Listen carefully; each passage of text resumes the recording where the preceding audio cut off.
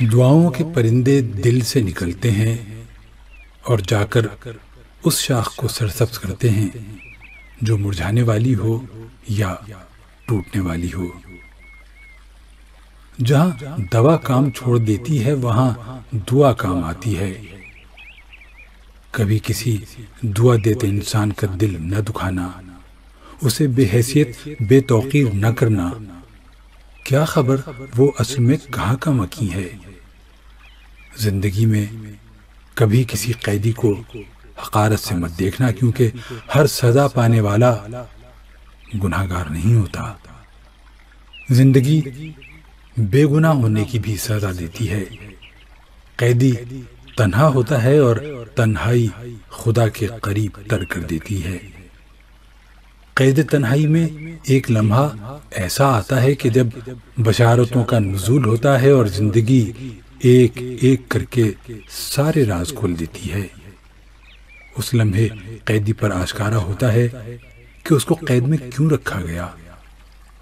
یاد رکھو کہ خدا ہر مظلوم کے ساتھ ہے، ہر بے گناہ کا وکیل ہے، اور جو لوگ ایمان لائے اور صبر کرتے رہے اور اس کی رسی کو مضبوطی سے تھامے رکھا، پھر دست قدرت ان کو نوازتا ہے۔ بے گناہ قیدی خدا کے قریب تر ہوتا ہے، اور وہ جب عاشق رسول ہونے کا دعویٰ کرتا ہے تو اپنے آپ وہ آہنی سلاخیں موم کی طرح پگھل جاتی ہیں۔ زندگی میں کبھی کسی قیدی کو حقارت سے مت دیکھنا، کبھی کسی قیدی کی بے بسی کا مذاق نہ بنانا، وہ سب کچھ دیکھ رہا ہے۔ مکافات عمل جب شروع ہوتا ہے تو آپ کو وہ پتھر بھی آ کر لگتے ہیں جو آپ نے ٹھہرے ہوئے پانی کو مارے ہوتے ہیں۔ اس کی عدالت میں صرف بے زبان بولتا ہے۔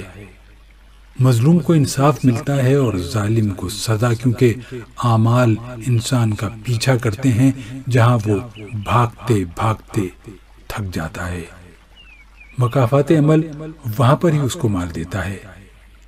خدا کی عدالت میں چشمدید گواہ کی ضرورت نہیں۔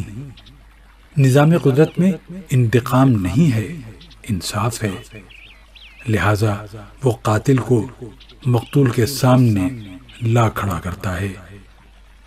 وہ کانٹے جو وہ آج تک دوسروں کے راستے میں بچھاتا آیا، سب کے سب اس کے دل میں یک لخت پیوست ہو جاتے ہیں۔ رب کائنات اشک ندامت قبول کرتا ہے مگر پکڑ سے پہلے۔ جب وہ آہنی ہاتھوں سے پکڑتا ہے تو اشک ندامت کے کوئی معنی نہیں رہتے۔ یاد رکھو کہ کاروبار حیات خدا کے ہاتھ میں ہے۔ دنیا کے بازار میں تمہاری چال بازی کو وہ خوب جانتا ہے۔